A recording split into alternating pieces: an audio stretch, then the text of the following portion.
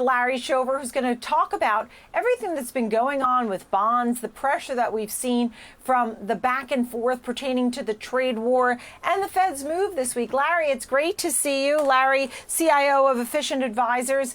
What are your thoughts on the action that we've seen this week?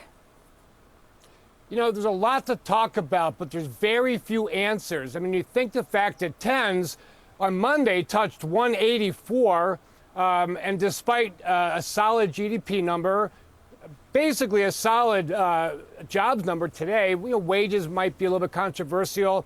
You have a Fed that's going to be on hold in December, and yet, rates actually go down. I mean, I know today tens did go up just slightly, 7 basis point range, but the fact is we're at 172 and we were at 184.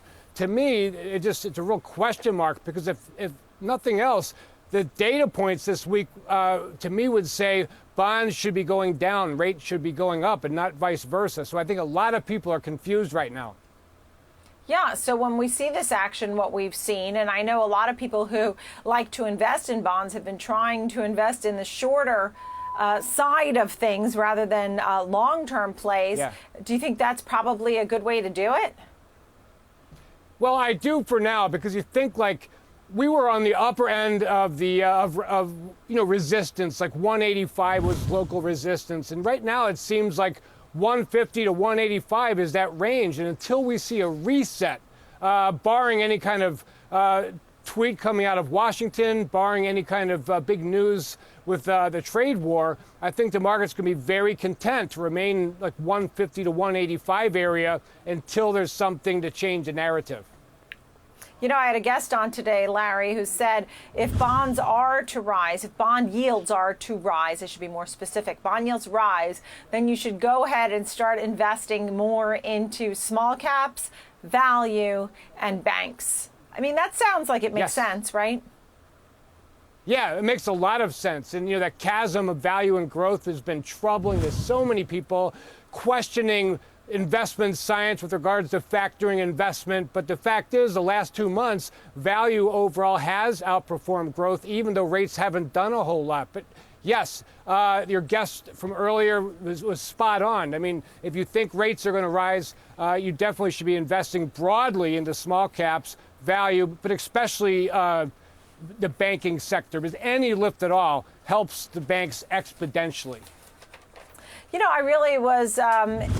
I really followed that press conference earlier in the week with Jay Powell, following, obviously, the Fed's statement and the cut of 25 basis points. There's certainly this feeling that we're on a pause. You mentioned no rate cut in December. Some people would still love to see a rate cut, but I'm not sure what really merits that. He said monetary policy is in a good place. We're well positioned to support our outlook. These were some of the phrases that he used, just saying inflation pressures remain muted. So I'm not sure why people think we're going to rush and get another rate cut in December for those who do. Yeah, I don't know either, especially when you look at Fed fund futures going from a 24% chance just a couple days ago to, last I looked, it was like less than 10% chance.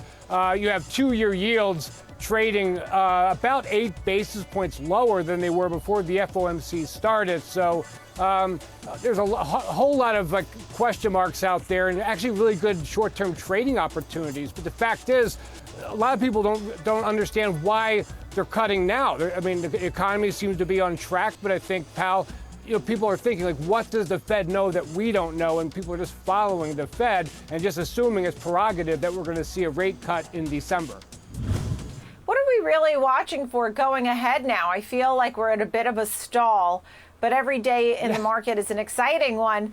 What are we really watching? I mean, we already got a GDP at 1.9. We got a mixed bag with the ISM and the PMI. We got our Fed rate cut, and the jobs report today was stellar. So what are you watching as far as economic news, or is it just the trade war? Is it Brexit? What are you watching in the week or two ahead? Yeah, definitely not Brexit. Brexit's on hold now once again. Trade war for sure. You have to keep watching that, monitoring that. Next week we have a couple low tier data points, University of Michigan and also ISM non-manufacturing, both of them can matter. But the truth of the matter is, this past week was full of data that you'd think would do something to the bond market that it did not do. And so to me, I think the answer is, at this point, we're not driven by data. We're driven more by the Fed's intentions and the Fed act in a way that was dramatic enough and quick enough to arrest any kind of economic slide, and have we kind of stopped the pain. So economic data, it's like you get all excited about it. I get really, really excited about it. But at the end of the day, bonds don't really look at that right now. They're looking at other things outside of data points. You know, I was also looking at some of the other headlines and how the Hong Kong protests have been weighing economically on Hong Kong, and we know China has been slowing, right? They posted their last GDP at 6%. You have some protests occurring in Iraq as well. When you look globally in the geopolitical story, give me some examples of what are some of the things that you're watching. Well, I'm watching asset class implied volatility, not just for the S&P 500, but really just focusing on Treasury volatility, foreign exchange, and even oil and gold, because I think that's driving the market, or at least driving the perception of how important these headlines really are. Because, I get very anxious about these headlines. I read the front page, the back page, and try to make some type of investment thesis. But at the end of the day, you look at the volatility of these asset classes, they're telling a different story. I'm not sure what the story is, but it seems like implied volatility is less worried about these headlines than I am currently. Yeah, and you mentioned gold. You know, what's interesting is I think gold pulled back a little bit today. It was down about $4.50, $5. But we have people who come on and really like gold, even with a good market, still like gold for 2020, saying that this precious commodity will really be worth something in 2020 because you do have the global story, which remains uncertain. Yeah, so my take on gold is that really I look at it as a hedge. And if you remember this year, in 2019, gold didn't do a whole lot. But after a while, when Treasury yields went down as much as they did, people realized gold was a good hedge, or at least a good hedge on a cost-adjusted basis. And so just bought gold as opposed to buying government bonds.